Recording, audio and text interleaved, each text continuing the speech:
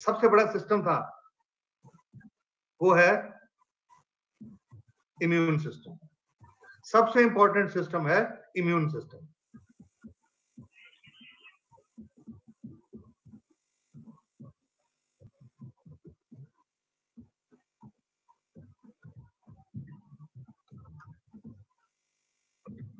एक मिनट,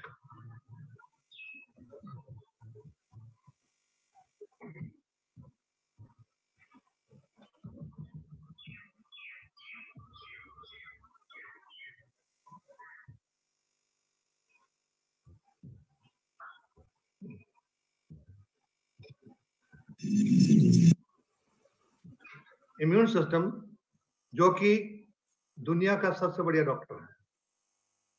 हमारे अंदर प्रकृति ने, नेचर ने एक डॉक्टर बिठाया है। हर एक शरीर का अपना अपना पर्सनल डॉक्टर, जिसको बोला जाता है इम्यून सिस्टम। और अगर वो इम्यून सिस्टम सही तरीके से काम कर रहा है तो हमारा शरीर दुनिया का सबसे बड़ा डॉक्टर है। हमको किसी बाहर के डॉक्टर की जरूरत नहीं है, क्योंकि कभी हमारे शरीर में बीमारी आएगी। इम्यून सिस्टम के 3 इंपॉर्टेंट हिस्से होते हैं। सबसे पहला होता है बायो इंटेलिजेंस, कि इसमें इतनी अकल है, इतना दिमाग है कि ये सोचता है कि हमारे शरीर में कौन सी काम की चीज है और कौन सी बाहर से चीज आई है जो कि शरीर को नुकसान पहुंचा रही है, उसको पहचानता है, उसको रिकॉग्नाइज करता है। वो होती है, इसको बोलते हैं बायो इंटेलिजेंस। उसके बाद जब ये पहचान कर लेता है कि बाहर से कोई गलत सामान, गलत चीजें, हमारे टॉक्सिन हमारे बॉडी में आए हैं, तो उसको हमारे बॉडी की कुछ सेल्स होती हैं, उनको फैगोसाइट्स बोलते हैं, उनको खा लेती है, उनको स्वॉलो कर लेती है। और स्वॉलो करके ये उनको स्वॉलो कर लेती है, हजम कर लेती है। उनको स्वॉलो करने के बाद फिर तीसरा रोल सामने आता है, उसको बोलते हैं कीमोटैक्सिस, कि वो जो कचरा है, जो टॉक्सिन है, उसको केमिकली ये ब्रेक डाउन करते हैं, और केमिकली ब्रेक डाउन करके उसको हमारे शरीर से बाहर निकाल देते हैं, ताकि हमारा शरीर फिर से दुनिया का सबसे बढ़िया डॉक्टर बना रह सके। इम्यूनिटी में कई लेवल की होती है। सबसे पहले तो जो बच्चा जन्म लेता है उसके अंदर एक इनबॉर्न इम्यूनिटी होती है। अगर माँ का गर्भ के दौरान उसने अच्छी खुराक ली है, अच्छे सप्लीमेंट्स लिए हैं, तो पैदा हुए बच्चे की इम्यूनिटी इतनी बढ़िया होगी कि उसको कुछ महीनों तक किसी तरह की कोई बीमारी नहीं आएगी। ब्लड के लेवल की इम्यूनिटी होती है, फिर ये सेल लेवल की इम्यूनिटी होती है, और ये सब मिलके बनाते हैं शरीर का सबसे बढ़िया डॉक्टर। जब बीमारी होती है, क्यों होती है? हमारे ब्लड में हम जो खाते हैं, क्षारीय खाना या अल्कलाइन या एसिडिक खाना। जब एसिडिक खाना खाते हैं तो हमारे अंगों को नुकसान होता है, क्योंकि हमारा बॉडी को 7.2 से लेकर 7.3 तक का अल्कलाइन खाने की जरूरत होती है, उस पर शरीर ठीक से काम करता है। लेकिन आजकल हम क्या खाते हैं? टीवी पे देखते हैं, ये प्यास है बड़ी, दिल मांगे मोर, पेप्सी कोला, कोका कोला, ये दे आर प्योरली एसिडिक। उनका पीएच लेवल लगभग 3-4 के करीब होता है, और जब हम वो पीते हैं हमारे बॉडी का पीएच भी गिर जाता है, तो जिससे वो सेल डैमेज हो जाती है, इम्बैलेंस हो जाता है, और न्यूट्रिशनल डेफिशिएंसी हो जाती है, जिससे न्यूट्रिशन जो हम खाना खाते भी हैं, जो भी चाहे घटिया खाते हैं, अच्छा खाते हैं, जितना कुछ भी खाते हैं, वो ठीक से एब्जॉर्ब नहीं होता, तो हमारे शरीर को वो खाना नहीं मिलता। अब जब किसी कोई बीमारी आती है तो इंसान दवाई खाता है, और दवाइयां, उनका क्या रोल है हमारी बॉडी में? सबसे पहले तो वो एक पर्टिकुलर बीमारी की अलग अलग दवाई होती है। अगर किसी को हाई ब्लड प्रेशर है तो उसकी दवाई अलग है, किसी को लो ब्लड प्रेशर है तो उसकी दवाई अलग है, किसी का थायराइड ज्यादा काम करता है तो उसकी दवाई अलग है, जिसका थायराइड कम काम करता है उसकी दवाई अलग है, किसी को पेट में एसिडिटी है उसकी दवाई अलग है, किसी का ब्लड प्रेशर है उसकी दवाई अलग है। इस तरह हर चीज की अलग अलग दवाई है, यानी कि जो अंग्रेजी दवाइयां है वो बीमारी के मुताबिक स्पेसिफिक होती है। और ज्यादातर जो दवाइयां हैं वो सिर्फ बीमारी को जड़ से खत्म नहीं करती, सिर्फ बीमारी के लक्षण को ठीक करती हैं। फॉर एग्जाम्पल मैं बताऊं, किसी मरीज को ब्लड प्रेशर ज्यादा है तो उसको ब्लड प्रेशर कम करने की दवाई दे दी जाती है। वो दवाई खाने से इसमें कोई शक नहीं, उसका ब्लड प्रेशर कम हो जाता है। लेकिन वो ब्लड प्रेशर बढ़ा क्यों था, उसका कोई कारण है, उस कारण के ऊपर उस दवाई का कोई रोल नहीं है। वो तो सिर्फ उस बढ़े हुए ब्लड प्रेशर को कम करेगी, या जो ब्लड प्रेशर कम है उसको ज्यादा करेगी, डिपेंडिंग कि कौन सी दवाई उसके लिए दी जाती है। फिर जितनी भी अंग्रेजी दवाएं खाई जाती हैं, मैं एक अंग्रेजी दवाई के डॉक्टर हूँ, मैं 45 साल से अंग्रेजी दवाई की प्रैक्टिस करता रहा हूँ और जानता हूँ कि अंग्रेजी दवाइयों के बहुत ज्यादा साइड इफेक्ट होते हैं। मुझे याद है जब मैं एलोपैथिक प्रैक्टिस किया करता था, अब तो खैर 18 साल हो गए, तो बहुत कम करता हूँ। जब मैं अंग्रेजी दवाई की प्रैक्टिस किया भी करता था, तो मैं लोगों को, अपने मरीजों को दवाइयां लिखने में बहुत कंजूस हुआ करता था, क्योंकि मुझे मालूम था उनके बहुत साइड इफेक्ट हैं। तो मैं उनको बोला करता था कि आप कोई ये एक्सरसाइज कर लो, ये परहेज कर लो, उस तरह से बीमारियां ठीक करो ताकि दवाइयां ना खानी पड़े, क्योंकि उनके बहुत कई तरह के साइड इफेक्ट होते हैं और उन साइड इफेक्ट से और कई तरह की बीमारियां शुरू हो। फिर आजकल के जमाने में क्या है, किसी इंसान को कोई छोटी मोटी बीमारी होती है, स्पेशलिस्ट के पास तो जाता नहीं है, पहले किसी गली मोहल्ले वाले केमिस्ट के पास जाता है। अब केमिस्ट को दवाइयों ने बॉडी में काम कैसे करना है उसको कोई नॉलेज नहीं है, तो उसने उसने तो किसी डॉक्टर के पास कुछ देर के लिए काम किया था, तो वो समझने लगा कि डॉक्टर बन गया। तो कोई मरीज उसके पास गया, तो उसने 2-3 दवाइयों का कॉम्बिनेशन बना के उस मरीज को दे दिया। उसको ये नहीं पता कि वो जो 2-3 दवाइयां उनके आपस में भी रिएक्शन होंगे और आपस में रिएक्शन होने से अंदर नुकसान हो सकते हैं, जिसके वो आने वाले शरीर के अंगों को और सेल को डैमेज करेंगे। जैसे फॉर एग्जांपल, किसी मरीज को अगर स्टीरॉइड बहुत ज्यादा खिलाया जाए, स्टीरॉइड दवाई होती है, वो एक इमरजेंसी की दवाई होती है। जब मरीज को बहुत ज्यादा तकलीफ हो, दूसरी दवाइयां काम नहीं करती, शरीर काम नहीं कर रहा, तो जब तक दूसरी दवाइयां अपना काम करने या डॉक्टर प्रॉपर उसकी दवाई ढूंढे, तब तक उस मरीज को स्टीरॉइड दिए जाते हैं ताकि वो थोड़ी देर के उसको सहारा मिल जाए। वो जादू की तरह काम करते हैं।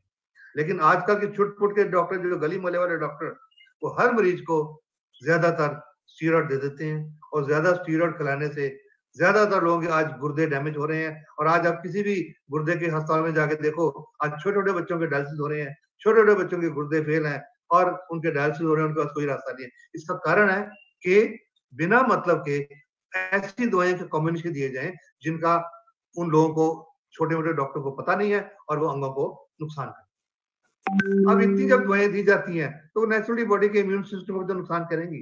आफ्टर ऑल इम्यून सिस्टम की भी तो कोई सीमा है। अगर उसको सीमा से ज्यादा, उसको उसकी सहन शक्ति से ज्यादा उसको नुकसान किया जाए, तो अल्टीमेटली उसको भी तो नुकसान होगा और धीरे धीरे इम्यून सिस्टम, जो अंदर का डॉक्टर है, वो भी कहता है भैया अब मैं क्या करूं, अब ये मेरे से बाहर हो गया, और वो फिर थोड़ी देर के वो भी सो जाता है। अब ऐसे में हिपोक्रेटिस एक आदमी हुआ है आज से लगभग 2500 साल पहले, जिन्होंने ये मॉडर्न मेडिसिन की शुरुआत की थी।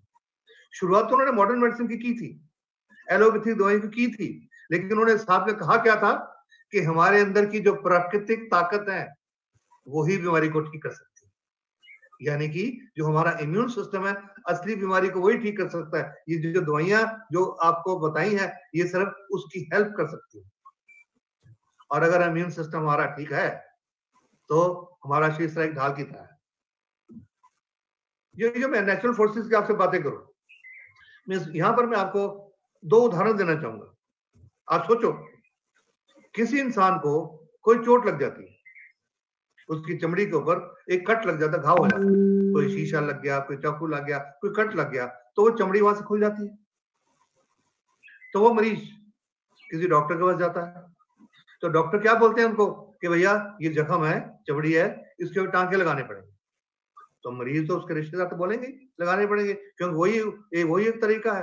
तो डॉक्टर उसके ऊपर टांके लगा देते हैं, टांके लगा के उसके ऊपर पट्टी वट्टी बांध देते हैं और मरीज को बोलते हैं कि भैया 7 दिन के बाद आना, 10 दिन के बाद आना, ये टांके खोले। अब अगर वो डॉक्टर जिसने टांके लगाए हैं, अगर वो बढ़िया डॉक्टर है, तो एकदम से जख्म क्यों नहीं ठीक हो गया? उसको 7-10 दिन क्यों लगे? क्योंकि अंदर के डॉक्टर को वो चमड़ी जो वहां पे कटी हुई है, वहां की सेल्स को, कोशिकाओं को रीजनरेट करने के लिए 7 दिन या 8 दिन या 10 दिन लगेंगे। अगर वो टांके नहीं लगाएंगे, वो चमड़ी अगर खुली रहेगी, तो शरीर हमारा ठीक तो फिर भी कर लेगा, लेकिन फिर हो सकता है उसको 7 दिन की जगह हो सकता है 7 महीने लग जाए, जगह फिर भी भर जाएगा, लेकिन वहां पर बहुत बड़ा दाग पड़ जाएगा, स्कार हो जाएगा। वो डॉक्टर ने तो क्या किया है, वो टांके लगा के जो दोनों दोनों कटे हुए हिस्से हैं उनको एक दूसरे के नजदीक कर दिया ताकि अंदर का डॉक्टर अपना काम तसल्ली से आराम से कर सके। और 7 दिन के बाद या 10 दिन के बाद जब वो घाव पट्टी उसके ऊपर खोली जाती है तो जख्म जुड़ा हुआ होता है। तो क्या जख्म वो टांके लगाने वाले डॉक्टर ने जोड़ा है? नहीं, ये हमारे उस अंदर के डॉक्टर ने जोड़ा है। यहाँ पर मैं आपको एक और उदाहरण देता हूँ। कोई इंसान गिर जाता है, कोई उसका छोटा मोटा एक्सीडेंट हो जाता है, उसकी एक हड्डी टूट जाती है, मान लो बाजू की हड्डी टूट जाती है, ये उसकी ये बाजू की हड्डी यहाँ से टूट जाती है।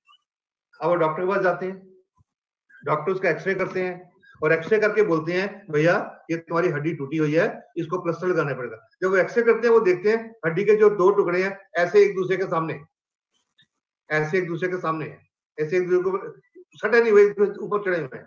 तो डॉक्टर क्या करते हैं, अपने किसी असिस्टेंट को बुलाते हैं, असिस्टेंट एक इधर से खींचता है, इधर से खींचता है और दोनों टुकड़ों को एक दूसरे के सामने करते हैं, एक दूसरे के सामने करके उसके ऊपर प्लास्टर लपेट देते हैं। और प्लास्टर लपेटने के बाद वो डॉक्टर क्या बोलते हैं उस मरीज को, आप 6 हफ्ते के बाद आना, ये प्लास्टर खोलेंगे। अगर वो हड्डी का डॉक्टर सबसे बढ़िया डॉक्टर है तो 6 हफ्ते उसको इंतजार करने की क्या जरूरत है? उसने तो वो टूटे हुए हिस्सों को जो एक दूसरे के ऊपर चढ़े हुए थे एक दूसरे के सामने लगाया ताकि अंदर का डॉक्टर को काम उसको जोड़ सके, और उसको प्लास्टर लपेट दिया ताकि वो टुकड़े हिले ना, ताकि हमारा बॉडी उसके अंदर जो नई सेल पैदा करेगा उनको जोड़ने के लिए उसको वो हिले ना और वो हड्डी जोड़ सके। और 6 हफ्ते के बाद जब वो खोलते हैं तो हड्डी जुड़ी हुई होती है। तो क्या ये बाहर के डॉक्टर ने जोड़ा? नहीं, ये हमारे अंदर के डॉक्टर ने जोड़ा। डॉक्टर पूरी तरह से सक्षम है तो क्या होता है, 40 साल के तजर्बे में बहुत बार देख चुका हूँ, किसी मरीज को प्लास्टर लगाया जाता है, 6 हफ्ते बाद खोला जाता है, 6 उसका एक्सरे करते हैं, देखते हैं जी हड्डी जुड़ी नहीं, फिर से गैप है, तो डॉक्टर फिर प्लास्टर करते हैं और बोलते हैं अभी 6 हफ्ते और प्लास्टर लगाना पड़ेगा। फिर 6 हफ्ते बाद खोलते हैं, फिर एक्सरे करते हैं, हड्डी जुड़ी नहीं होती, फिर 6 हफ्ते का प्लास्टर लगाना पड़ेगा। और इस तरह मैं कई बार देख चुका हूँ, कई मरीजों को 8-10 प्लास्टर लगता रहता है लेकिन हड्डी फिर भी नहीं जुड़ती। क्यों? क्योंकि अंदर का डॉक्टर सक्षम नहीं है, अंदर का डॉक्टर बीमार पड़ा हुआ है, वो ये काम नहीं कर सकता। तो इसमें जरूरत क्या है, उस अंदर के डॉक्टर को मजबूत करने की। सिर्फ बाहर से दवाइयां खिलाने से ये हड्डी नहीं जुड़ जाएगी, डॉक्टर को मजबूत करना पड़ेगा तब वो हड्डी जुड़ेगी। और जब हमारा अंदर का डॉक्टर मजबूत होता है तो इस तरह ये इम्यून सिस्टम हमारे शरीर के ऊपर एक ढाल की तरह काम करता है। एक अमेरिका के डॉक्टर हैं, एमबीबीएस एमडी डॉक्टर हैं, एलोपैथिक डॉक्टर हैं, ये वो क्या कहते हैं कि आज रिटायर होने के बाद जब ये अपनी जॉब करते थे, एम्प्लॉयमेंट में थे, नौकरी करते थे अंग्रेजी दवाइयों की, तो ये अंग्रेजी दवाइयों की प्रैक्टिस करते थे। लेकिन अब क्या बोलते हैं कि अब रिटायर होने के बाद मैं ईमानदारी से कह सकता हूं कि अगर आपका कोई सीरियस एक्सीडेंट हुआ है तो अस्पताल में जाने की जरूरत है, लेकिन आप अपनी बुढ़ापे तक सही जिंदगी अच्छी तरह तभी जी सकते हो अगर डॉक्टरों और अस्पतालों से बचोगे। तो वो कह रहे हैं, मैं नहीं कह रहा, ये डॉक्टर कह रहे हैं।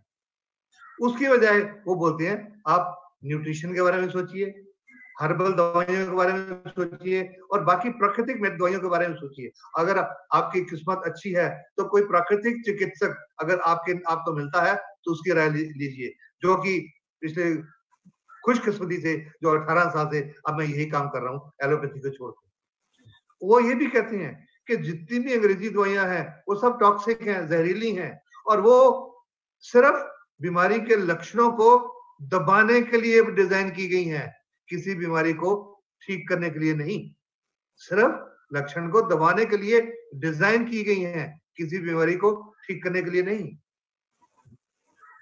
एक और आदमी हुए हैं दुनिया में, ऑल्डस हक्सले, बहुत मशहूर इंसान है, इनकी कई सौ किताबें लिखी हुई हैं और ये अपनी किताबों में ये क्या बोलते हैं कि मेडिकल साइंस, आजकल मेडिकल साइंस ने बहुत ज्यादा प्रोग्रेस की है, इसमें कोई शक नहीं है। पिछले कुछ दशकों में मेडिकल साइंस ने बहुत ज्यादा तरक्की की है, और ये ऑल्डस हक्सले क्या कहते हैं कि मेडिकल साइंस ने इतनी ज्यादा प्रोग्रेस कर ली है कि पूरी दुनिया में कोई स्वस्थ आदमी बचा ही नहीं। ये मेडिकल साइंस की प्रोग्रेस है। अब जरूरत क्या है? जरूरत है कि हम अपने शरीर को, बीमारियों को, हेल्थ को एक पूर्ण तौर से देखें। पूर्ण तौर से देखने का क्या मतलब? अगर कोई हड्डी का डॉक्टर है, उसके पास मरीज, हड्डी के मरीज ही जाएंगे, उसको पेट की बीमारियों के बारे में जानकारी नहीं है, उसको दिल की बीमारियों में के बारे में जानकारी नहीं है। अगर कोई मरीज पूछता है, जो घुटने के दर्द के लिए गया, वो मरीज पूछता है, सर मेरे पेट में तकलीफ रहती है, उसके बारे में वो बोलते हैं जी उसके लिए आप पेट और लिवर के माहिर को दिखाओ। वो बोलता है जी मेरे को मेरे हाथ कांपते हैं, तो वो बोलते हैं आप इसके लिए नाड़ियों के डॉक्टर को दिखाओ। अब अलग अलग तरह से डील करना, उससे इंसान का शरीर ठीक नहीं हो सकता। जरूरत है पूर्णतया, शरीर को पूर्णतया देखा जाए, पूर्ण अप्रोच। और पूर्ण अप्रोच क्या है, क्यों जरूरत है उसकी? अभी जैसे मिसेस प्रोना बता रही थी कि हमारा जो वातावरण है वो कई हजारों किस्मों के विषयों से, विषैले पदार्थों से भरा हुआ है, जो कि हम खाने से, पानी से, हवा से हमारे अंदर जा रहे हैं और हमारे अंदर के डॉक्टर को, इम्यून सिस्टम को खराब कर रहे हैं। मेडिकल साइंस ने, जब भी मैं बता रहा था, बहुत प्रोग्रेस की है, लेकिन उसके बावजूद दुनिया में बीमारियां बढ़ती जा रही हैं। आज से कुछ साल पहले कैंसर इतना नहीं होता था, आज से कुछ साल पहले हार्ट अटैक इतने नहीं होते थे, आज से कुछ साल पहले गुर्दे फेल इतने नहीं होते थे, लेकिन आज क्यों हो रहा है? क्योंकि हेल्थ आज सही मायनों में एक रेयर चीज बन गई है, दुर्लभ चीज बन गई है। अब मैं कहूं कि दवाइयां नहीं खानी चाहिए, ये भी गलत बात है। अगर दवाइयां नहीं खाएंगे तो उससे भी मरीजों की हालत खराब होगी, क्योंकि अगर किसी मरीज को सिर में दर्द है, वो तो गोली खाने से जाएगा, वो ये नहीं उसको बोले कि तुम ये लो, इसको 1 साल लगेगा, 1 साल में सिर दर्द ठीक होगा, वो तो नहीं किया जा सकता। दवाइयों की जरूरत है, लेकिन उसके साथ साथ में जरूरत है कि हमारे जो पुराने जो ट्रेडिशनल सिस्टम है, सदियों से चले आ रहे, और ऑल्टरनेटिव मेडिसिन मींस एलोपैथी के अलावा भी और कोई चीजें हैं, उनको भी हम समझें। और आज जरूरत यही है कि ऑल्टरनेटिव सिस्टम ऑफ मेडिसिन के पूर्ण अप्रोच हम इंसान की बीमारी के बारे में लें। पिछले कुछ सालों से एक नई टर्मिनोलॉजी बनी है, उसको बोलते हैं इंटीग्रेटेड मेडिसिन। इंटीग्रेटेड मेडिसिन का मतलब है कि किसी बीमारी के लिए हम सोचें कि सिर्फ एलोपैथी पे डिपेंड कर सकते हैं, नहीं। सिर्फ आयुर्वेदा पे डिपेंड कर सकते हैं, नहीं। सिर्फ तिब्बतन मेडिसिन पे डिपेंड कर सकते हैं, नहीं। सिर्फ यूनानी पे डिपेंड कर सकते हैं, नहीं। जरूरत है इन सब सिस्टम को आपस में मिलाने की, विलय करके फिर जिस मरीज के लिए जो चीज अच्छी होती है वो चुन के उसको दीजिए। दुनिया के बहुत बड़े वैज्ञानिक हुए हैं, उनका नाम रहा है थॉमस एडिसन, जो कि आज से लगभग 250 साल पहले इस दुनिया में हुए थे। उन्होंने उस समय 150 साल पहले, सॉरी, उन्होंने बोला था कि आने वाले टाइम का डॉक्टर, फ्यूचर का डॉक्टर, भविष्य का डॉक्टर इंसान के शरीर को दवाइयों से ठीक नहीं करेगा, बल्कि उनको क्योर करेगा और प्रिवेंट करेगा, बीमारी को रोकेगा न्यूट्रिशन से, खुराक से, एक हेल्दी खुराक से। और आज दुनिया में आप जो लोग डीएक्शन से जुड़े हुए हैं, आप सब लोग जानते हैं क्या दुनिया में आज इसी चीज का बोलबाला है। आज से कुछ साल पहले बोलबाला था फार्मास्यूटिकल्स, अंग्रेजी दवाइयां, लेकिन पिछले लगभग 20-25 साल से न्यूट्रास्यूटिकल के ऊपर जोर दिया जा रहा है कि खुराक से अपनी बीमारियां कैसे ठीक की जा सके, उसकी साइंस के ऊपर जोर दिया जा रहा है और उसके ऊपर ज्यादा से ज्यादा रिसर्च की जा रही है, ज्यादा से ज्यादा अध्ययन किया जा रहा है। और ये थॉमस एडिसन ने आज से लगभग 150 साल पहले बोला था। कितना दूर का उनका विजन था। ये होता है कुछ महान लोगों का विजन कि वो बहुत दूर की बात सोचते हैं। कुछ जड़ी बूटियां होती हैं नेचर में, बहुत सारी जड़ी बूटियां हैं और उनमें बहुत सारी मेडिसिनल वैल्यू है। एक टर्म है जिसको बोलते हैं फाइटोथेरेपी। फाइटोथेरेपी का मतलब होता है कि पौधों को और पौधों से निकाले हुए जूसेस को किसी बीमारी के लिए यूज किया जाए, उसको बोलते हैं फाइटोथेरेपी। और ये ट्रेडिशनल या ऑल्टरनेट मेडिसिन का नाम भी इसको दिया जाता है।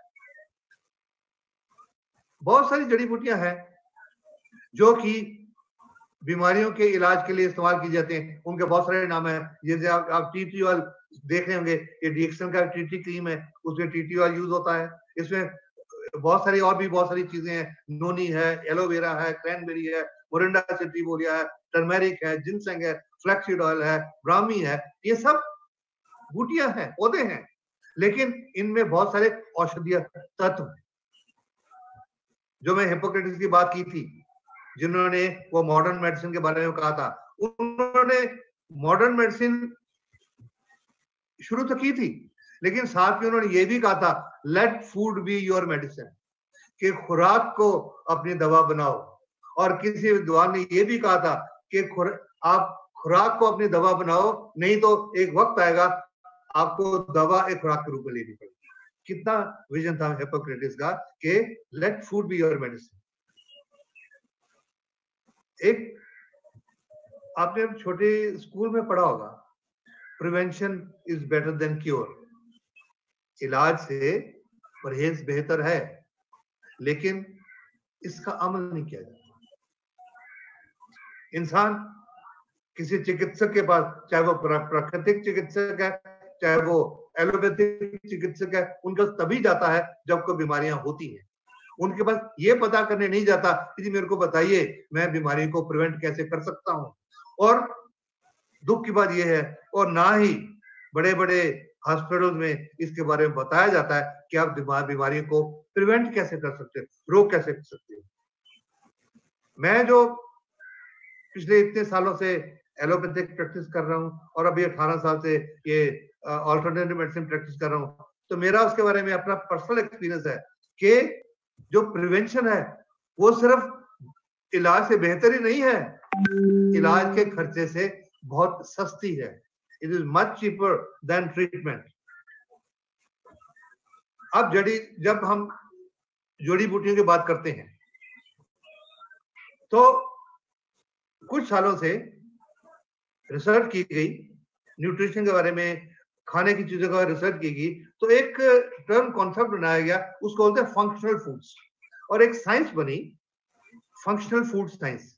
फंक्शनल फूड साइंस किस चीज को स्टडी करती है कि खुराक जो हमें, कोई बूटी, प्राकृतिक बूटी जो हमें एक खुराक का काम भी देती है और हमारे शरीर के किसी न किसी अंग में वो उसके सिस्टम को ठीक करने का भी काम करती है, उसको बोलते हैं फंक्शनल फूड साइंस। अब इस श्रेणी में मशरूम्स, खुमियों का एक बहुत बड़ा रोल है।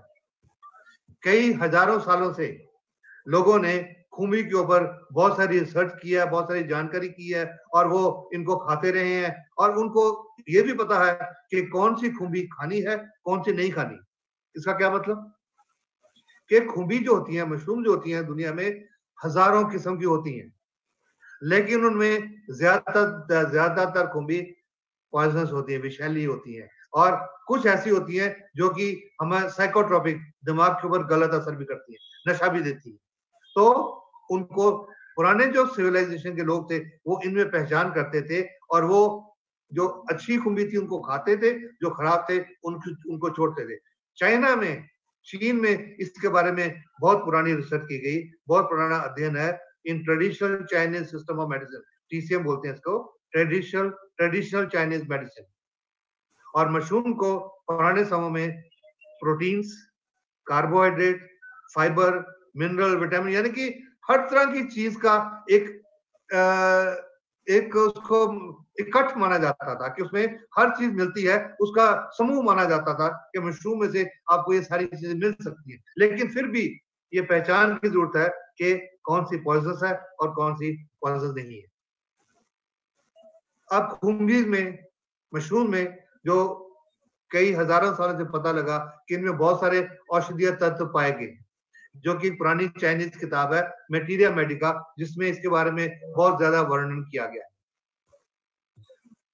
उन चाइनीज अध्ययन में 100 से ज्यादा मशरूम की स्पीशीज का स्टडी किया गया, और उन्होंने पाया कि वो हमारे इम्यून सिस्टम के ऊपर, ट्यूमर के ऊपर, हार्ट के ऊपर, वायरल के ऊपर, बैक्टीरिया, कीटाणुओं के ऊपर, पैरासाइट के ऊपर, लिवर के ऊपर और शुगर के ऊपर जो उनका रोल है, उसके बारे में बहुत जानकारी पुराने लोगों ने ली।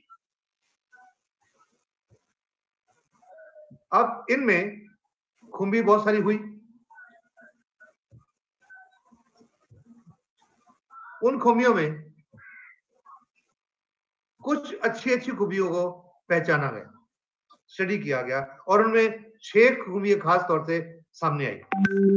गैनोडर्मा, रेशी या लिंगजी, कॉर्डिसेप्स साइनेंसिस, हेरिसियम एरेनियस या इसको लायंस बेन भी कहा जाता है, ग्राइफोला फ्रोंडोसा हैन ऑफ द वुड्स भी कहा जाता है, ट्रमेटिस वर्सिकुलर टर्की टेल भी बोला जाता है, एंड लेंटिनोला एडोट्स इसको शैताके भी बोला जाता है।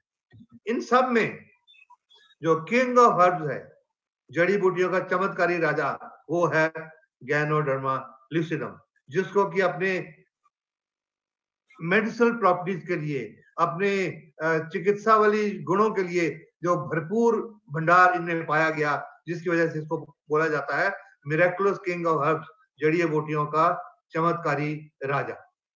इसके अंदर जो अभी तक अध्ययन किया गया 400 से ज्यादा अधिक अलग अलग तरह के गुण पाए गए, पर वो मेन कुछ कैटेगरीज में उनको रखा गया, जैसे इसमें पॉलीसैकेराइड्स हैं, ट्यूमर फाइटर्स हैं, डायबिटीज हैं, आर्थराइटिस एंड गैनोडेरिक हैं, सो मेनी थिंग्स, और वो सब मिलके हमारे ब्लड की, शरीर की अलग अलग बीमारियों को ठीक करने में मदद करते हैं। गैनोडर्मा लुसिडम हजारों सालों से उसको जख्मों के लिए और अल्सर के लिए, कैंसर के लिए इस्तेमाल किया जाता है। आज से लगभग 5000 साल के करीब 2838 बीसी में चीन में एक किताब लिखी गई थी, शिनो होन्जोक्यू। उस किताब में इस गैनोडर्मा लुसिडम को एक संजीवनी बूटी के बराबर का दर्जा दिया गया। मेरा ख्याल है आप सब लोग जानते हैं संजीवनी बूटी क्या होती है।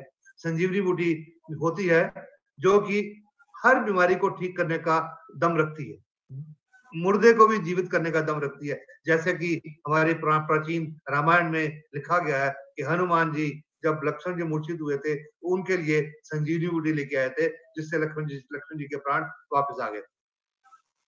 और पुराने चाइनीज रिसर्चर ने इनके ऊपर बहुत सारी स्टडीज की और इसके गुणों को पहचाना।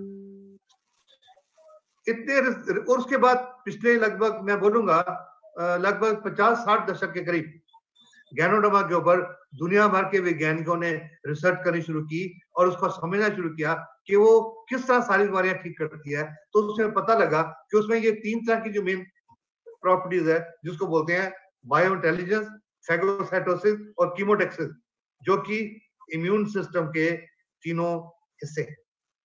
इनमें सबसे ज्यादा इंपॉर्टेंस है बायो इंटेलिजेंस के दुश्मन को पहचानना, हमारे शरीर के अंदर दुश्मन को पहचानना। मैं इसका आपको उदाहरण देता हूं। जब किसी गुर्दे के मरीज का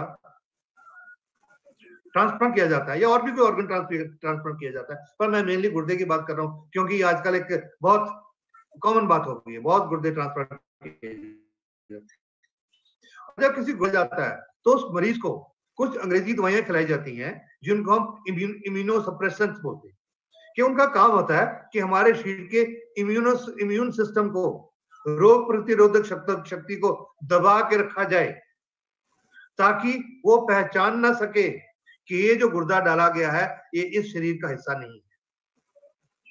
अगर वो इम्यूनोसप्रेसेंट नहीं दिए जाएंगे, अगर उसको नॉर्मल दवाई दी जाएगी, तो जब ट्रांसप्लांट किया जाएगा तो हमारे बॉडी का जो बायो इंटेलिजेंस सिस्टम है वो पहचानेगा कि ये हमारे शरीर का हिस्सा नहीं है, तो उस गुर्दे को रिजेक्ट कर देगा। इसलिए दवाइयां खिला खिला के हमारे इम्यून सिस्टम को सप्रेस करके दबा के रखा जाता है, ताकि हमारा बॉडी उस गुर्दे को रिजेक्ट ना कर दे। लेकिन आज बहुत मैं भी देख चुका हूं कि इसके बावजूद आज कई लोगों के गुर्दे जो ट्रांसप्लांट किए गए थे वो रिजेक्ट हो गए और वो दोबारा से उनको डायलिसिस की जरूरत पड़ी। तो बायो इंटेलिजेंस जो है इसका मैं इसको थोड़ा मैं डिटेल आपको बताता हूं कि बायो इंटेलिजेंस का हमारे बॉडी में क्या रोल है। इसका मेन रोल तो जैसे मैंने आपको बताया, ये पहचानना कि हमारे शरीर का दुश्मन कौन है, कौन बाहर से अंदर आया। लेकिन हमारे शरीर के अंदर हजारों किस्म के कीटाणु और हजारों किस्म के जीवाणु वो हमारे शरीर में रहते हैं, वो हमारे शरीर का एक जरूरी हिस्सा है।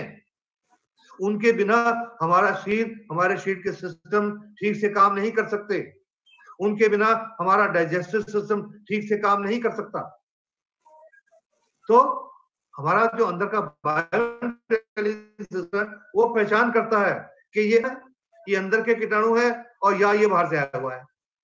तो जो अंदर के कीटाणु है वो उनको नुकसान नहीं पहुंचाती, जो बाहर के कीटाणु है वो उनको पहचान के उनको खत्म करता है। तो बायो इंटेलिजेंस क्या है कि ये हमारे जो फ्रेंडली बैक्टीरिया है उनको हमारे प्रॉपर फंक्शन के लिए जरूरी है और उनको पहचानता है, लेकिन उस एट द सेम टाइम वो देखता है कि जो हमारे शरीर में हर रोज हजारों किस्म के कीटाणु वायरसेस सब तरह से हमारे शरीर में अटैक करते रहते हैं, क्योंकि जो हमारा वातावरण है वो लाखों किस्मों के कीटाणु और वायरसेस से लदा पड़ा हुआ है और वो हर समय 24 घंटे हमारे शरीर के ऊपर अटैक करते रहते हैं। तो हमारे शरीर के जो इम्यून सिस्टम के अलग अलग हिस्से हैं, सबसे पहला हिस्सा होता है हमारी त्वचा, उसको रोकते हैं। उसके जब अंदर जाते हैं तो उस समय ये बायो इंटेलिजेंस काम करता है। तो ये जो बायो इंटेलिजेंस है ये पहचानता है कि कौन से हमारे अंदर के फ्रेंडली कीटाणु है और कौन से दुश्मन है, कौन से बाहर से एनिमी आया हुआ है, कौन से बाहर से कीटाणु आए हुए हैं। और एक बार जब वो उन बाहर के कीटाणुओं को या बाहर के वायरसेस को, बाहर के जीवाणुओं को पहचान लेता है, एक बार बाहर से को कीटाणु आया, उसने हमारे अंदर के सिस्टम उसको डिस्ट्रॉय किया, तो हमारा बायो इंटेलिजेंस सिस्टम इतना जबरदस्त है, इसकी इंटेलिजेंस इतनी ज्यादा है कि उसको जब तक वो शरीर है तब तक वो याद रखता है कि ये वाला कीटाणु बाहर से आया था और दोबारा कभी वो आएगा तो पहले से उसको खत्म करता है। उसको उसको उसको उसको उसको ज्यादा दोबारा रिसर्च करनी नहीं पड़ती। वो एक बार उसको ढूंढ के उसके खिलाफ हमारे शरीर में एक फौज बना देता है जिसको बोलते हैं एंटीबॉडीज। और जब दोबारा कभी वो कीटाणु हमारे शरीर में अटैक करता है तो एंटीबॉडीज उसको खत्म कर देती है। तो उसको हमेशा के लिए उसको याद रखता है कि ये दुश्मन है, ये बाहर से आता है, इसको अंदर नहीं आने देना।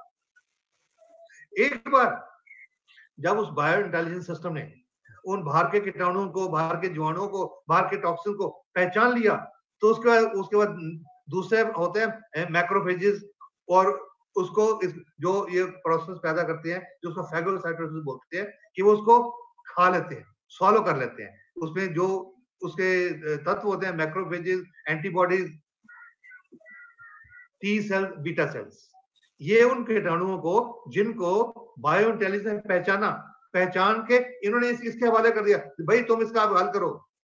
जैसे क्या होता है, पुलिस है वो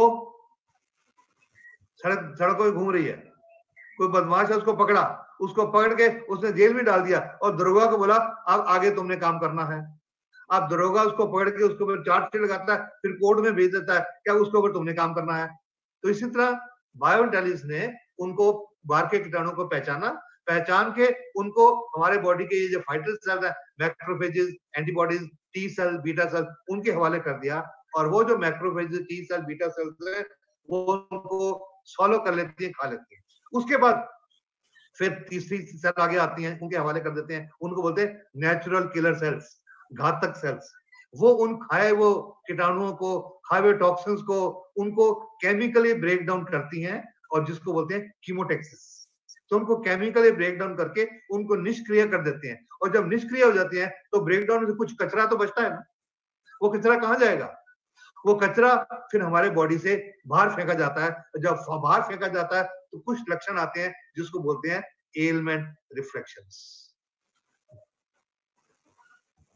एलमेंट रिफ्लेक्शन कब आते हैं कि पहले टॉक्सिन को आइडेंटिफाई किया गया, इसका मतलब है इम्यून सिस्टम ने काम करना शुरू कर दिया, फिर उन टॉक्सिन को शरीर से बाहर निकाला गया, तो फिर आते हैं एलमेंट रिफ्लेक्शन। एलमेंट रिफ्लेक्शन क्या है?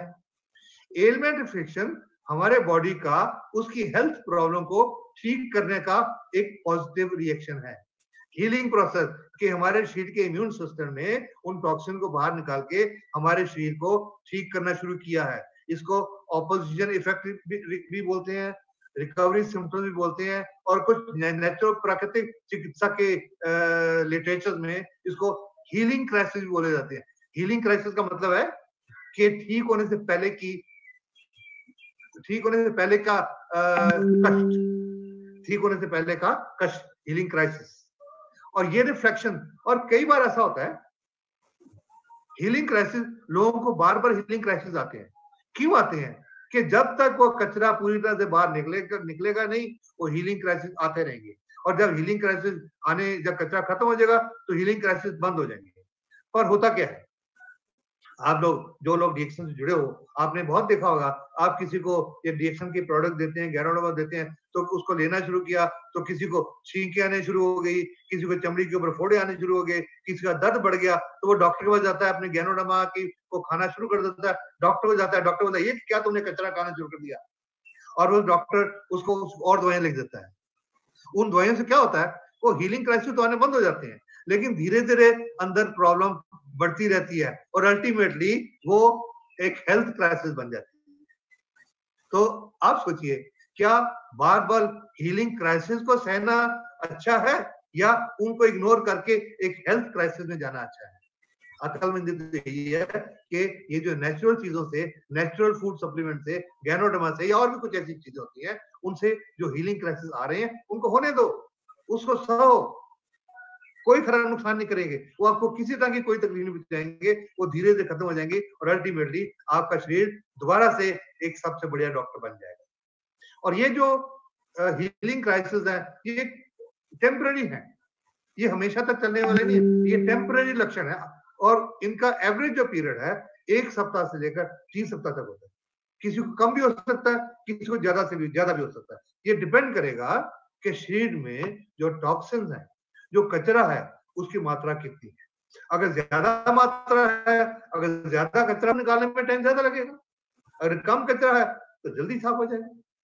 कुछ मैं आपको एग्जांपल दूं कि किस तरह के एलिमेंट रिफ्लेक्शन आ सकते हैं। आंखें लाल हो सकती हैं, आंखों में धुंधलापन आ सकता है, आंखों में कचरा आ सकता है, नाक बह सकता है, खांसी आ सकती है, छींकी आ सकती है, गला सूख सकता है, मुंह में छाले हो सकते हैं, कान कान ब्लॉक हो सकते हैं, बदबूदार पसीना आ सकता है, शरीर पर फोड़े निकल सकते हैं, चमड़ी में खारिश हो सकती है, हाथ पैर सुन्न हो सकते हैं, पैर सुन्न हो सकते हैं, उल्टी आ सकती है, पेशाब में जैसे और तेल के तरह का चिकनाई वाला पेशाब आ सकता है, या दस्त आ सकते हैं, या कब्ज हो सकती है। ये अलग अलग तरह के एलिमेंट रिफ्लेक्शन है, ये डिपेंड करते हैं कि किस तरह का कचरा बॉडी में जमा है और उसको निकालने के लिए क्या है। कचरा जो है वो 2 तरह का होता है, water soluble and fat soluble. तो किस तरह का कचरा है उसके मुताबिक अलग अलग तरह के ये लक्षण है। और ये जो एलिमेंट रिफ्लेक्शन है, ये उस ऑर्गन, जिस अंग की बीमारी है उस अंग से रिलेटेड है। अगर लिवर में कोई प्रॉब्लम है, जब उसका कचरा निकलेगा तो आंखों में लाली आएगी। अगर गुर्दे में कोई प्रॉब्लम है, गुर्दे की सेल में टॉक्सिन है, जब उसकी सफाई होगी तो कानों में भारीपन होगा, कान बंद होंगे। अगर किसी का दिल में कोई प्रॉब्लम है तो मुंह के ऊपर सेक निकलेगा। अगर नाड़ियों में कोई प्रॉब्लम है तो उसके नाड़ियों वाले हिस्से में, जैसे बाजू में, जैसे जिसको लकवा है तो उसको उसमें दर्द होगा। जोड़ों का दर्द किसी को है, गठिया है तो उसको दर्द बढ़ेगा, क्योंकि शुगर की प्रॉब्लम है, एक बार शुगर का लेवल बढ़ेगा। जिसको मिर्गी के दौरे पड़ते हैं, एक बार दौरे थोड़े से बढ़ेंगे। किसी को माइग्रेन का अटैक पड़ते हैं, एक बार अटैक थोड़े से बढ़ेंगे। किसी को सर्वाइकल स्पॉन्डिलोसिस की प्रॉब्लम है, उसको चक्कर आएंगे। इस तरह अलग अलग बीमारियों के अलग अलग लक्षण होते हैं। तो मैं आपको राय दूंगा कि जब भी आप किसी मरीज को खाने के लिए आप गैनोडर्मा की प्रोडक्ट दो, तो उसको उसकी बीमारी के मुताबिक थोड़ी सी जानकारी जरूर दे दो कि आपको ऐसी निशानियां आएंगी, उससे घबराना नहीं, ताकि वो पहले से ही तैयार हो और उसे घबराए नहीं। और साथ में उसको ये भी बताना है कि जब ऐसे एलिमेंट रिफ्लेक्शन आने लगेंगे या जब गैनोडर्मा की प्रोडक्ट लेनी शुरू करनी है, तो आपको पानी खूब ज्यादा पीना है। वो क्यों? जब पानी खूब ज्यादा पिया जाएगा तो ये तो निश्चित है कि ज्यादा पेशाब आएगा, और जब ज्यादा पेशाब आएगा तो टॉक्सिन जल्दी बाहर निकलेंगे, तो एलिमेंट रिफ्लेक्शन जल्दी खत्म हो जाएंगे। अब ये मैं आप गैनोडर्मा को के बारे में कुछ पत्रिकाओं में कई तरह की रिपोर्ट छपी, मैं उसके बाद थोड़ी जानकारी देता हूँ। ये सोलन में एक नेशनल मशरूम रिसर्च सेंटर है, राष्ट्रीय खून अनुसंधान केंद्र। वहां पर पिछले 25-26 साल से गैनोडर्मा की रिसर्च हो रही है, और वहां पे साइंटिस्ट हैं, उनकी टीम है, उनका कई अखबारों में इंटरव्यू आ चुकी है। आप पढ़ तो नहीं पाएंगे, ये छोटा मैं आपको बता देता हूँ। उन्होंने इसमें लिखा है कि आर डी राय जो वैज्ञानिक हैं कि उन्होंने लिखा है कि गैनोडर्मा, इसको रेशी बोलते हैं जापानीज भाषा में, तो उन्होंने रेशी लिखा है कि ये सबसे महत्वपूर्ण औषधीय मशरूम है। उन्होंने ये भी बताया है कि ये कैंसर, हृदय रोग, रक्तचाप, ब्लड प्रेशर और मधुमेह, शुगर जैसी घातक बीमारियों के लिए किसी संजीवनी बूटी से कम नहीं है। वैज्ञानिक कह रहे हैं किसी संजीवनी बूटी से कम नहीं है। पालमपुर हिमाचल में एक कृषि अनुसंधान केंद्र है, कृषि विश्वविद्यालय है। वहां पर क्या बोलते हैं गैनोडर्मा के बारे में, शरीर में रोगों से बचाव का कवच बनेगा मशरूम। कई रोगों के लिए रामबाण औषधि के रूप में यह मशरूम कार्य करेगा। यहाँ तक कि प्राण घातक कैंसर के उपचार में भी यह मशरूम लाभकारी पाया गया है। वहीं रोग प्रतिकारक गुणों के चलते, यानी कि इम्यून सिस्टम को ठीक करने के गुणों के चलते हुए ये अन्य प्राण घातक रोगों से भी बचाव करेगा। अब ये इसमें क्या क्या बोलते हैं कि ये किन किन बीमारियों को ठीक कर सकता है, किन रोगों में उपयोगी है। कैंसर, क्रोनिक हेपेटाइटिस, लिवर की बीमारियां, मधुमेह, हृदय रोग, पक्षघात means paralysis, ulcer, arthritis, rheumatism, asthma, hepatitis A B C, जिसको आम भाषा में काला पीलिया बोला जाता है, जो कि किलर डिजीजेस है, घातक बीमारियां जिसका कोई इलाज संभव नहीं है। सोरायसिस एक चमड़ी की बीमारी है। मम्स जो गालों के ऊपर जो सूजन आ जाती है। एपिलेप्सी, मिर्गी, थकान व रक्तचाप आदि रोगों के उपचार में सहायक। अब ये देखिए, ये एक इंस्टीट्यूट की, एक कृषि विश्वविद्यालय के वैज्ञानिकों की एक रिसर्च रिपोर्ट में ये कह रहे हैं। ये मैं नहीं कह रहा, मैं तो अपने 18 साल के तजुर्बे से ये सब चीजें ठीक होती देख चुका, पर ये लोग बोल रहे हैं।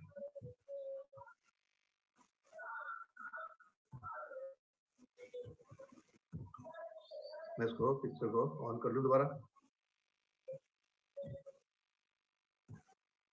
ये देखना भैया, इसको दोबारा कैसे हम करेंगे। हाँ ठीक है।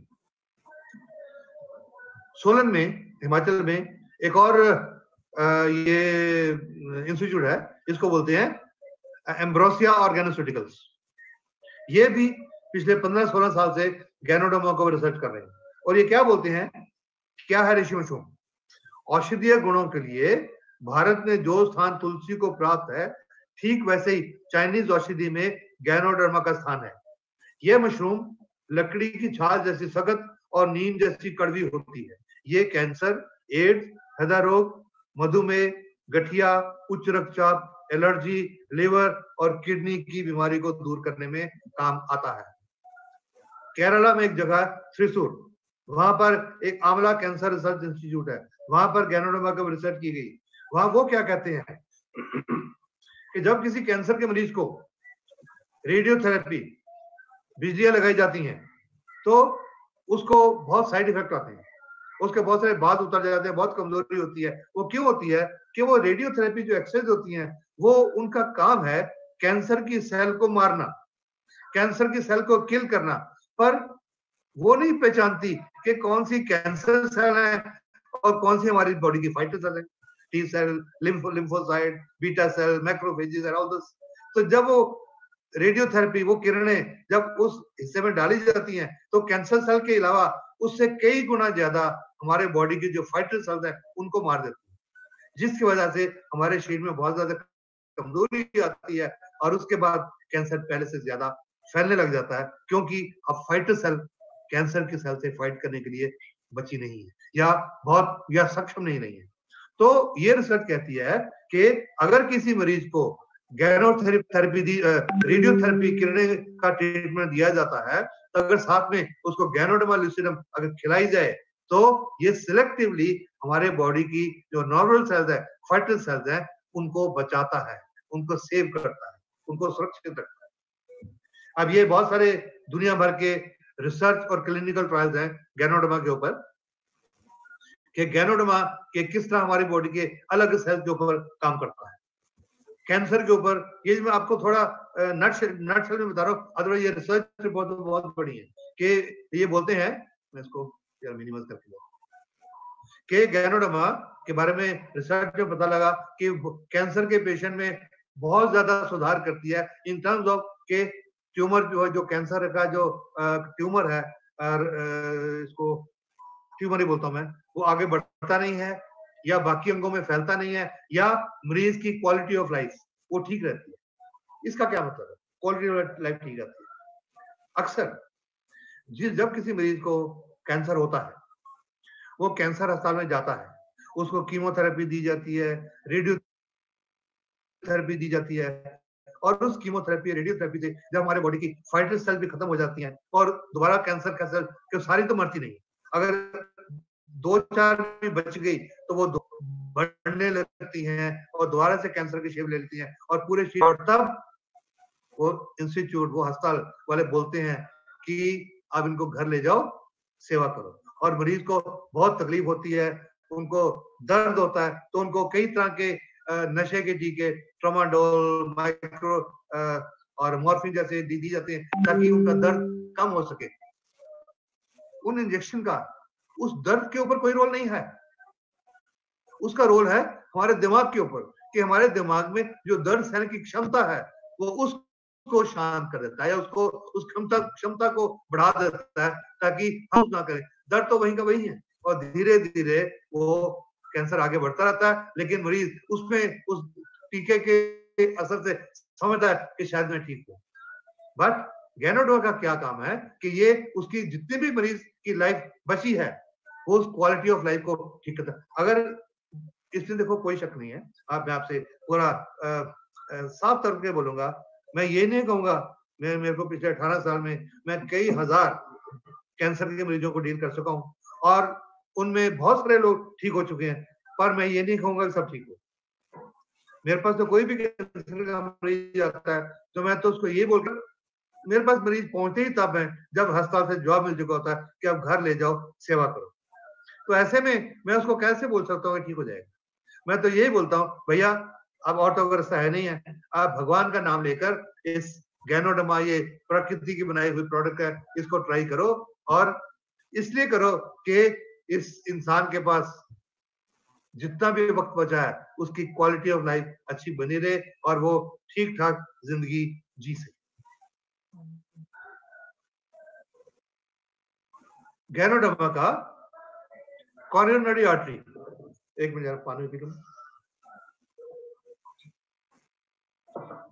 कॉरोनरी आर्टरी डिजीज, दिल की नाड़ियों की बीमारियां, उनके ऊपर गैनोडोमा के ऊपर जो क्या स्टडी हो चुकी है, इससे पूरी तरह का मैकेनिज्म तो अभी तक समझ नहीं आया, लेकिन फिर भी पता लगा है कि ये ब्लड प्रेशर को कम करती है, कोलेस्ट्रॉल का कम करती है, और जो प्लेटलेट जो इकट्ठे कण प्लेटलेट इकट्ठे हो जाते हैं उनको खोलती है, जिस वजह से खून पतला रहता है और खून जमता नहीं, तो खून ठीक ठाक चलता रहता है, जिसकी वजह से ऑक्सीजन कैरिंग कैपेसिटी ब्लड की ठीक रहती है, खून का दौरा ठीक चलता रहता है और उससे हमारे दिल के फंक्शन ठीक चलते रहते हैं।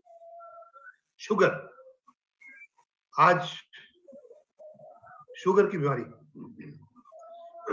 डायबिटीज दुनिया में एक महामारी का रूप ले रही है, और ये तो हमारे देश में जो इसके बारे में प्रेडिक्शंस हैं वो ये है, ये WHO ने कहा, वर्ल्ड हेल्थ ऑर्गेनाइजेशन, के सन 2025 यानी कि आने वाले और 5-7 साल तक लगभग 70 से 75% इंडिया की पॉपुलेशन शुगर का मरीज होगी। तो क्या उस समय तक बैठे इंतजार किया जाए? इसलिए मैं तो हर एक को राय देता हूं कि आप, और जिनके फैमिली में शुगर की हिस्ट्री पहले से है उनको तो ज्यादा ही ध्यान देना चाहिए।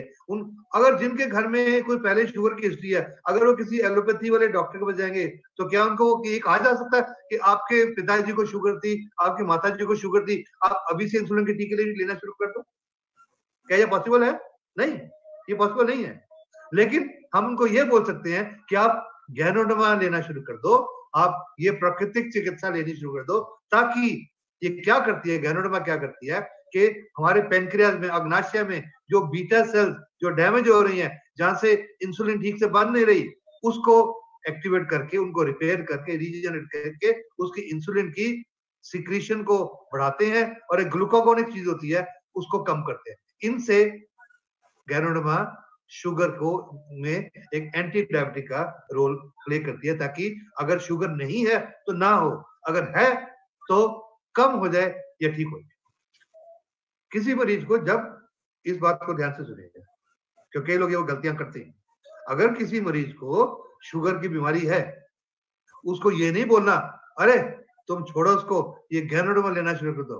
नहीं, उन दवाइयों के साथ साथ एज ए कॉम्प्लीमेंट्री मेडिसिन, उनके साथ इंटीग्रेटेड मेडिसिन, जैसे मैंने पहले बोला था, उन दवाइयों के साथ साथ उन दवाइयों का रोल है शुगर का, जो खून में जो शुगर की मात्रा है उसको कम करना।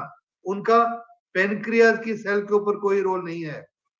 गैनोडर्मा का शुगर का जो खून के अंदर जो शुगर की मात्रा है उसके ऊपर गैनोडर्मा का कोई रोल नहीं है, उसका रोल सिर्फ पेनक्रियास की सेल के ऊपर है। इसलिए इन दोनों को कंबाइन करके जो खून में शुगर की मात्रा है उन दवाई से कम की जाए, गैनोडर्मा साथ में ऐड की जाए, ताकि वो पेनक्रियास के सेल को रिपेयर करके इंसुलिन अंदर से बननी शुरू हो जाए और शुगर बढ़नी बंद हो जाए। और जब शुगर बढ़नी बंद हो जाएगी तो धीरे धीरे ये दवाइयां कम होते होते ये खत्म हो जाएंगी।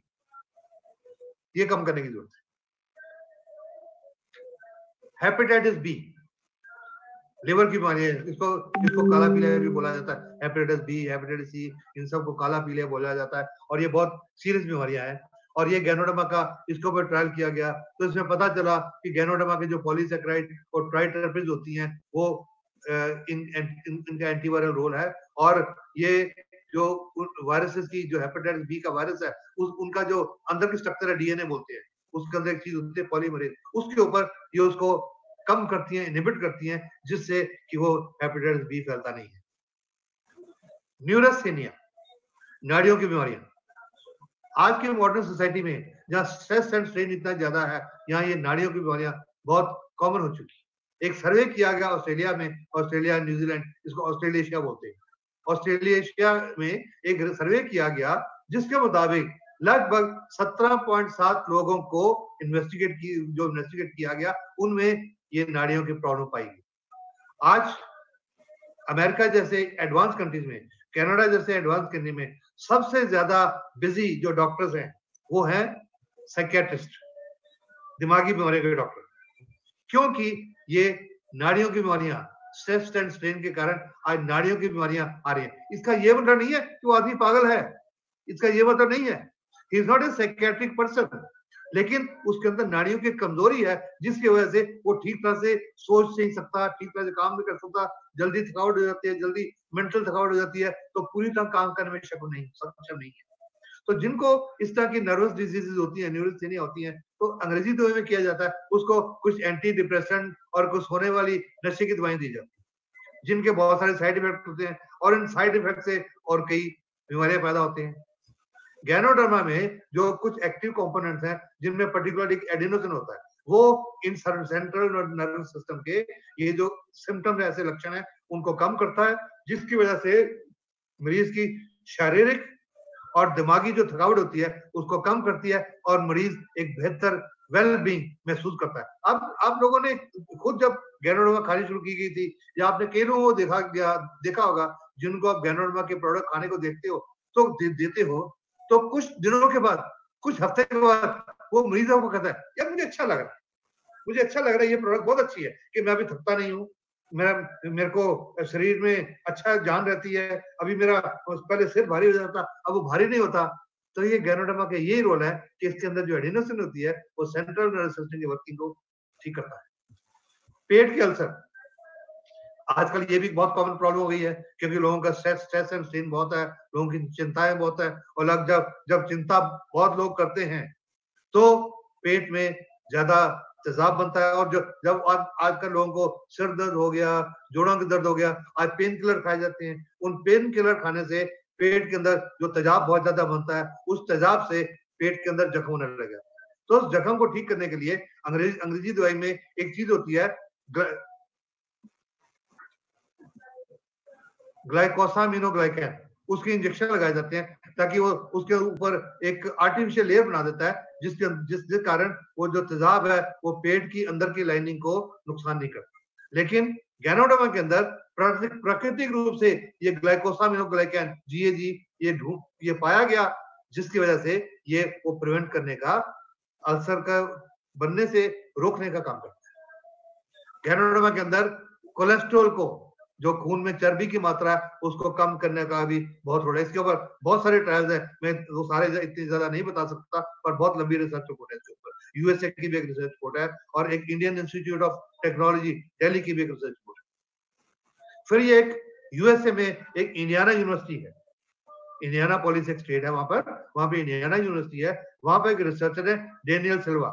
उन्होंने आज से लगभग 16-17 साल पहले गैनोडर्मा को प्रोस्टेट कैंसर, जो आदमियों में एक सेल होती है, उसको पंजाबी में गदूद बोलते हैं, मुझे नहीं पता हिंदी में क्या बोलते हैं, प्रोस्टेट बोलते हैं उसको। उसके ऊपर जो कैंसर होता है और जो ब्रेस्ट, औरतों की ब्रेस्ट के कैंसर है, उसके ऊपर गैनोडर्मा का बहुत अच्छा रोल उसमें पाया गया। उन्होंने इसमें यह भी कहा है कि गैनोडर्मा लिस्टिडियम जो का एक्सट्रैक्ट है वो कीमोथेरेपी की तरह काम करता है।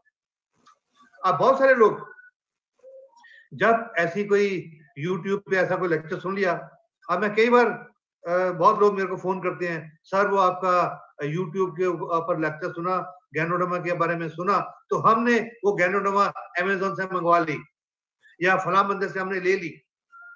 अब ये जो डेनियल सिल्वा है, इसके अंदर ये नीचे एक चेतावनी दे रहे हैं कि गैनोडर्मा में बहुत कीमोथेरेपी वाली पावर भी है और बहुत सारी पावर्स हैं, लेकिन ध्यान रहे सब तरह की गैनोडर्मा जो मार्केट में बिकती हैं उनमें ये गुण नहीं है। ये यहाँ छोटा आप नहीं पढ़ पाएंगे, लेकिन ये इस लास्ट पैराग्राफ में ये लिखा हुआ है कि उनमें सब तरह की गैनोडर्मा जो मार्केट में मिलती हैं उनमें वो रोग प्रतिकारक गुण या उनको कैंसर को क्योर करने के गुण नहीं है, इसलिए इसका ध्यान देने की जरूरत है। डीएक्सन की गैनोडर्मा में ये गुण है क्योंकि वहां की जो प्रोसेसिंग है वो बस से सबसे यूनिक तरह की प्रोसेसिंग। अब ये बहुत सारी और रिसर्च रिपोर्ट्स हैं यूएसए की मिनेसोटा में कि इसका डायबिटीज के ऊपर, कोलेस्ट्रॉल के ऊपर, लिवर डिसऑर्डर के ऊपर, और जो खून की नाड़ियों के अंदर जो परत जम जाती है जिससे वो हार्ट की नाड़ियां पतली बंद होने लग जाती हैं, नैरो होने लग जाती हैं, जिस वजह से हार्ट अटैक होते हैं। और फिर एक ये इंस्टीट्यूट है कॉर्नेल मेडिकल कॉलेज, उन्होंने गैनोडर्मा का रोल कैंसर मैनेजमेंट में बताया है। एक बहुत बड़ा इंस्टीट्यूट है यूएसए में, Linus Pauling Institute of Science and Medicine, और वहां के वैज्ञानिकों को सबसे ज्यादा नोबेल प्राइज मिले। वहां पर एक जैपनीज डॉक्टर थे, डॉक्टर फुकुमी मरीशिगे, अभी वो नहीं है, अभी कुछ साल पहले उनकी डेथ हुई, वो एक कैंसर स्पेशलिस्ट थे। उन्होंने यह लिखा है कि अपनी प्रैक्टिस के दौरान मैंने गैनोडर्मा को कैंसर के इलाज में या एज ए प्रिवेंटिव मेजर या उसके इलाज के लिए मैंने बहुत अच्छे रिजल्ट पाए। 1994 में एक स्लोन कैटरिंग कैंसर इंस्टीट्यूट है न्यूयॉर्क यूएसए में, वहां मिस्टर माइकल चैंग थे, उन्होंने भी गैनोडर्मा के ऊपर स्टडी की थी, उन्होंने बहुत अच्छे इसको रिजल्ट पाए थे, और उन्होंने तब कहा था कि उसमें रिसर्च पूरी नहीं थी, तो उन्होंने सजेस्ट किया था कि गैनोडर्मा के ऊपर, इसका कैंसर की ट्रीटमेंट के ऊपर और कैंसर के बचाव के ऊपर क्या रोल है, इसके ऊपर ज्यादा स्टडी करने की जरूरत है। लेकिन अफसोस की बात है कि जितनी स्टडी इसके ऊपर होनी चाहिए थी उसके ऊपर उस समय नहीं की गई। लेकिन अभी रिसेंटली मेरे जानने में आया है कि उस इंस्टीट्यूट के कुछ वैज्ञानिकों ने, कुछ डॉक्टर्स ने अनऑफिशियल तौर पे, ऑफिशियल तौर पे नहीं, क्योंकि ऑफिशियल तौर पे उनको फार्मास्यूटिकल माफिया अलाउ नहीं करता, लेकिन अनऑफिशियल तौर पे उन्होंने अपने मरीजों को कैंसर की दवाइयों के साथ साथ गैनोडर्मा के सप्लीमेंट भी देना शुरू कर दिया है।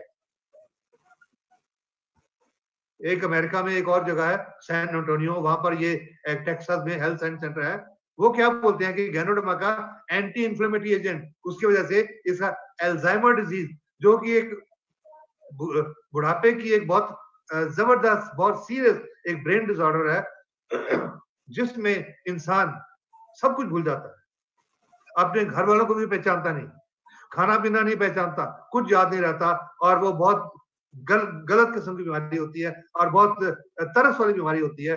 उसका गैनोडर्मा में रोल स्टडी किया गया और दिल की बीमारियों के ऊपर इसका रोल स्टडी किया। जापान में एक इंस्टीट्यूट है Toyama medical and pharmaceutical university, उन्होंने गैनोडर्मा का HIV-1 human immuno deficiency virus, उसके ऊपर इसका रोल कि गैनोडर्मा कैसे उसके असर को रोक सकती है, ये स्टडी किया गया। अब तक गैनोडर्मा के ऊपर जो रिसर्च की गई उसमें से लगभग 400 एक्टिव मेडिसिनल कॉन्स्टिट्यूएंट ढूंढे गए हैं, लेकिन अभी भी कुछ वैज्ञानिक कहते हैं कि अभी इसके ऊपर और रिसर्च करने की जरूरत है, कि अभी इसमें और भी कुछ खजाना है, कि उसमें अभी और भी कुछ ना कुछ चमत्कारी गुण मिलेंगे। लेकिन इन सब के बावजूद जो अभी तक हो चुका है, ये कहने में किसी तरह की कोई कोताही नहीं होनी चाहिए, कहने के कोई इसमें हमको ये नहीं, शर्म नहीं करनी चाहिए इसको जड़ी बूटियों का राजा कहने में, और इसको एक मैजिक जादूगरी मशरूम कहने में हमको बिल्कुल किसी तरह की रोकथाम नहीं करनी चाहिए। आजकल एक सीरियस प्रॉब्लम चल रही है, आप सब लोग जानते हैं, पूरी दुनिया में हंगामा मचा हुआ है। पूरी दुनिया में लगभग 11 लाख लोग इससे प्रभावित हो चुके हैं। लगभग 60-65 लोगों की मौत हो चुकी है। अमेरिका जैसे advance countries, Italy, Spain, France जैसे मेडिकली एडवांस कंट्रीज, वहां पर इतनी मौतें हो चुकी हैं। तो उनके सामने हमारा देश, जिसको भी बैकवर्ड कंट्री बोला जाता है, और जो थर्ड वर्ल्ड कंट्रीज हैं जिनको बैकवर्ड कंट्रीज बोला जाता है, तो वो इसके बारे में क्या करेंगे? अब इसके बारे में अगर वो लोग नहीं बच सकते तो इन देशों में कैसे बचेंगे? पर इसमें रोल इस गैनोडर्मा का सप्लीमेंटेशन का बहुत बड़ा रोल है। क्यों रोल है? आज आप रोज सुबह से लेकर शाम तक आई एम श्योर टीवी देखते होंगे, और टीवी में क्या बोला जाता है कि इस कोरोना वायरस का कोई हल नहीं। आजकल एक एडवर्टाइजमेंट भी आया करता है, कोरोना, इसको सारी दुनिया की सरकारें इसका इलाज ढूंढ रही हैं, लेकिन इसका इलाज किसी को नहीं मिल सकता। वो कोरोना वायरस खुद बोलता है। तो जो डॉक्टर और बाकी विद्वान, वो लोग क्या कहते हैं? इसका इलाज नहीं है, इसका इलाज एक ही है कि एक, आप जो लोग इसके इससे इन्फेक्टेड हो चुका है उससे बचो, जिसकी वजह से एक सोशल डिस्टेंसिंग की बात की गई, जो हमारे प्रधानमंत्री जी बोलते हैं सोशल डिस्टेंसिंग, बाकी सब जगह बोला जाता है, ताकि आप उनके कांटेक्ट में ना आए। और दूसरा सबसे ज्यादा इंपॉर्टेंट, अपने इम्यून सिस्टम को मजबूत करो, इम्यून सिस्टम को मजबूत करो। और गैनोडर्मा का क्या रोल है? सिर्फ ये रोल है, हमारे इम्यून सिस्टम को मजबूत करना। और जब हमारा इम्यून सिस्टम मजबूत हो जाएगा तो हम फिर क्या करेंगे? लगातार आप हर एक को, मैं तो हर एक को राय देता हूं कि इस टाइम पे आप सब लोगों को, ये आपका एक रोल है, आपका एक बहुत बड़ा रोल है आजकल के जमाने में, आजकल के टाइम में, इस दिनों में, कि आप लोगों को राय दें ताकि आप ये गैनोडर्मा किसी भी रूप में इसको लीजिए। अगर कैप्सूल ले सकते हैं कैप्सूल लीजिए, चाय पी सकते हैं चाय पीजिए, कॉफी पी सकते हैं कॉफी पीजिए, अपनी आर्थिक क्षमता के मुताबिक। ज्यादा ले सकते हैं ज्यादा लीजिए, आपका इम्यून सिस्टम जल्द ज्यादा डेवलप होगा। और जब इम्यून सिस्टम पूरी तरह डेवलप हो जाएगा तो आप इस कोरोना वायरस को आप क्या कहेंगे? दूर ही रहना भैया, नजदीक मत आना, ये आपके नजदीक नहीं आ पाएगा। तो आप सबको मेरी शुभ इच्छाएं हैं कि प्रिकॉशन करिए। ये मत समझिए कि जी मैंने गैनोडर्मा खा लिया, अब मैं लोगों से हाथ भी मिला सकता हूँ, मैं बाहर भी जा सकता हूँ। नहीं, आपको प्रिकॉशन फिर भी लेने की जरूरत है। घर में रहिए, स्वस्थ रहिए। मैं आप सबको शुभ इच्छाएं देता हूं कि आपका स्वास्थ्य अच्छा हो, और आपका बहुत बहुत धन्यवाद। और ज्यादा आपको जानकारी चाहिए तो ये मेरी वेबसाइट है, इस पे जाके आप ज्यादा जानकारी ले सकते हैं। धन्यवाद। Thank you, Dr. Jas Parwana. Thank you very much. Thank you, Mrs. Parwana. Thank you very much, sir, for sharing such a wonderful information based on your experience of that is your practice. So, दोस्तों, आज मुझे उम्मीद करता हूँ कि आप सभी लोगों को जो डॉक्टर परवाना ने अपने जीवन के अनुभव के बारे में ड्यूरिंग हिज प्रैक्टिस, जो उन्होंने मॉडर्न मेडिसिन के साथ साथ आपको उन्होंने अच्छे न्यूट्रिशन वैल्यू वाले जो फूड प्रोडक्ट हैं, डीएक्सी के प्रोडक्ट का जो बेनिफिट आपको बताया, आप लोगों को समझ में आएगा। दोस्तों, don't link this product that is for as a medicine, it should be, जैसे कि डॉक्टर साहब ने खुद बताया कि इसको एज ए फूड लीजिए, आप एज ए न्यूट्रिशन लीजिए, और don't over claim anything anywhere that is either in the website or either anywhere else, because you people are not doctor, and it is solely that is announced by Dr. based on Dr. Parvana's practice, his own experience. So दोस्तों, इन्हीं शब्दों के साथ मुझे बहुत सारे comments भी आ रहे हैं कि जो हर दिल जो प्यार करेगा वो गाना गाएगा, परवाना सैकड़ों में पहचाना जाएगा. Thank you very much. Sir, coming sir here. So love you sir. Thank you very much sir. And कल हम फिर मिलेंगे 4 बजे. कल डॉक्टर परवाना फिर मिलेंगे हमें 4 बजे. ठीक है, कहीं जाइएगा नहीं. थैंक यू वेरी मच सभी लोगों के लिए जो 1000 लोग यहाँ पे आज इकट्ठा हुए. बिल्कुल बाहर हो गया था कंट्रोल के. बहुत से लोग यूट्यूब पे लिंक सर्च कर रहे थे. तो I am sorry for today. कल टुमारो मैं कोशिश करूंगा आपको यूट्यूब के लिंक के साथ भी आऊंगा. 1000 पार्टिसिपेंट और टाइम से आ जाएगा तो आपको एंट्री आराम से मिल जाएगी. इन्हीं शब्दों के साथ मैंने इस वीडियो की पूरी रिकॉर्डिंग भी की है. जिनको जरूरत होगी वो मुझसे कांटेक्ट कर सकते हैं. Doctor Parwana, I will share the link also. Thank you once again. Good morning. रहे सेफ रहें, घर के अंदर रहें, घर से बाहर ना निकलें और अथॉरिटीज के नियमों का पालन करें. सोशल डिस्टेंसिंग का पालन करें. 6:30 बजे डॉक्टर एस रंजन का मीटिंग के लिए मैं फिर आपसे मिलूंगा. तो ठीक आप 15 मिनट पहले उस मीटिंग के लिंक के अंदर आप लोग ज्वाइन हो जाएंगे. इन्हीं शब्दों के साथ thank you very much. Go crown and stay home and safe home. We will meet because आज की डेट में हमारा मिलना जरूरी नहीं है, लेकिन हमारा सुरक्षित रहना बहुत जरूरी है. तभी आगे मिल पाएंगे. इन्हीं शब्दों के साथ good morning. Thank you very much once again.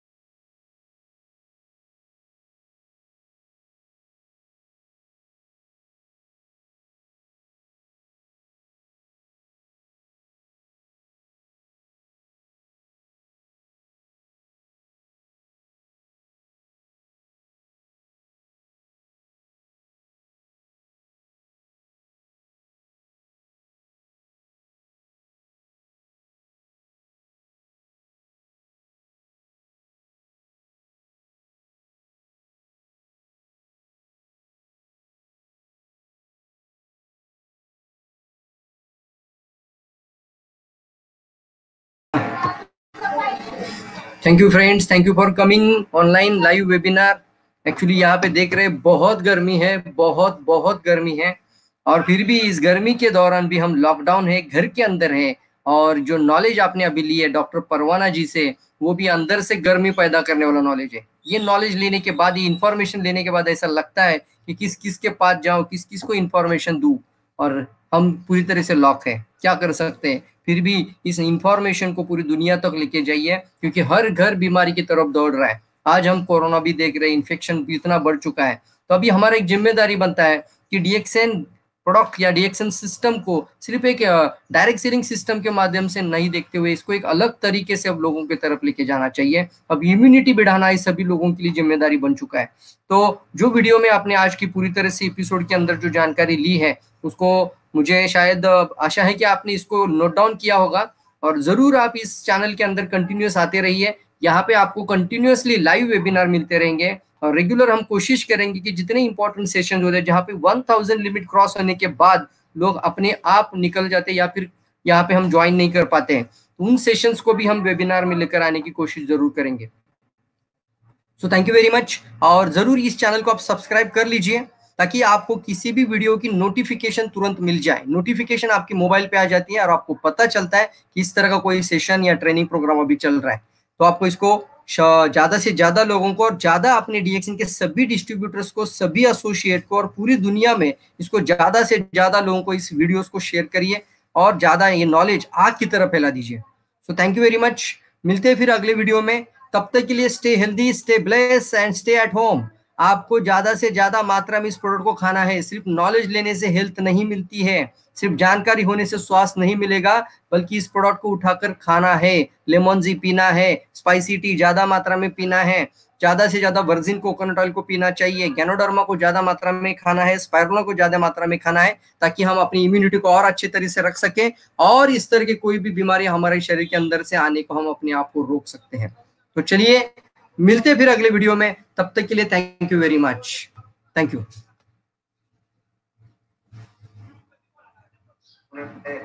Modern medicine के साथ साथ आपको उन्होंने अच्छे न्यूट्रिशन वैल्यू वाले जो पूरे प्रोडक्ट्स का जो एडिकेट आपको बताया, आप लोगों को समझ में आएगा दोस्तों।